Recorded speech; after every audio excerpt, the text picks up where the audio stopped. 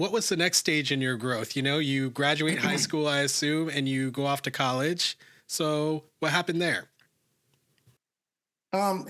College, I was not a good student. And I will tell you, and I certainly own it. I don't have a college degree, but, I came along in the day when, um, a whole lot of hustle would make up, or hustle would make up for a whole lot, I guess. And I always was, I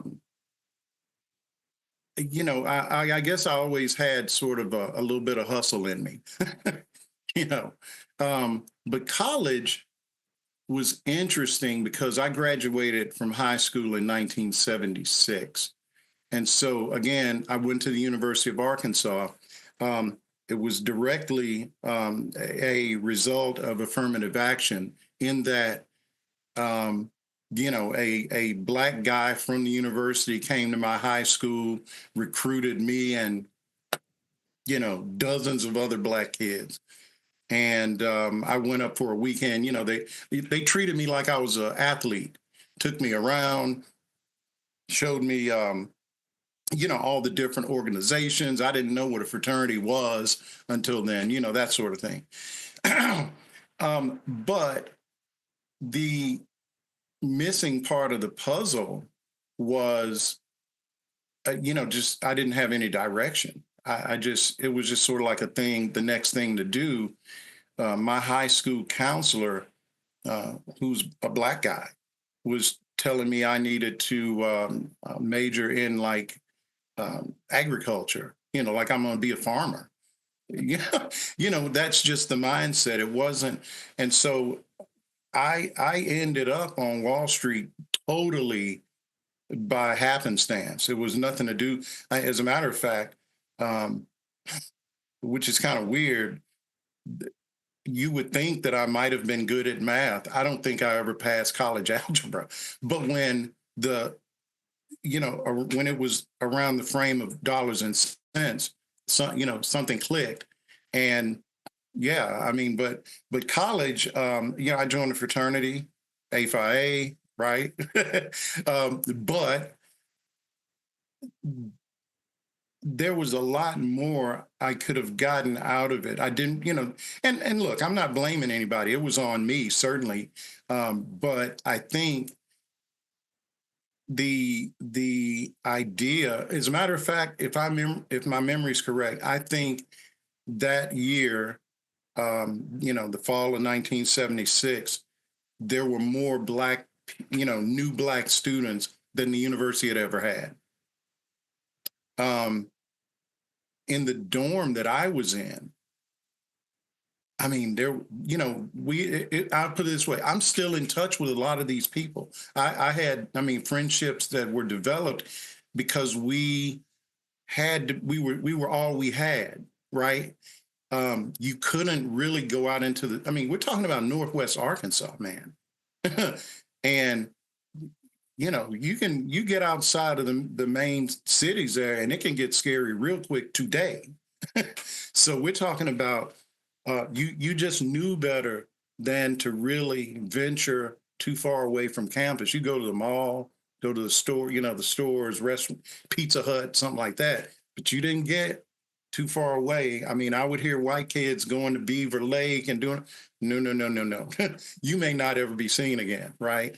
So there's certainly what I didn't get in terms of traditional education. I got in terms of sort of recognizing my blackness, I guess is a way to put it. Because I was around more black people in that, because you know how college is, man. You're in your own ecosystem, and then there was the ecosystem of college, and then we had our own ecosystem, and cats were protesting. For example, there were no black cheerleaders, but the football team, which had only integrated in like 1969 or 70, I think the first black football player I think it was like 1969. So we're talking about less than 10 years before I went up. And so the team was good, but and so the football players were like threatening not to play. We were like protesting in the student union, and these were all new experiences for me. So I was into that stuff. And yeah, it was a new experience. And I came into contact with a lot of other people of color, African students, for example. That was a whole new thing. The Shah of Iran was still, this is before Iran became what it is now. There were tons of Iranian students. So, you're meeting all these people from different countries, all these different things. And so, and guys would quiz you on, dude, what's up with America? Yeah, what is exactly what's going on with what's going on here? We thought America was X and it's really Y. And so, yeah, that was really when I started to maybe take a few more chances, I think, as it relates to being expressive about what I thought being Black was about. Okay. All right. So you are basically coming into your Blackness, as you said, and Black consciousness, and the revolutionary spirit, if you will. And oh, dude, we were listening to the Last Poets and Gil Scott-Heron and Bob Marley. I mean, we were deep, man. Yeah. Yeah, I mean I'm jealous, to be honest. It was an interesting time. It really was. Yeah, I feel like we're lacking that same revolutionary spirit, and we need it desperately. Like maybe now more than ever, actually, and it's absent from my perspective, from my vision, and it bothers me. Thanks for watching. For access to the full-length conversation and all of the 2-hour-long unedited conversations that I've had on race, click the support link in the description below. Thanks for your support, and see you next time.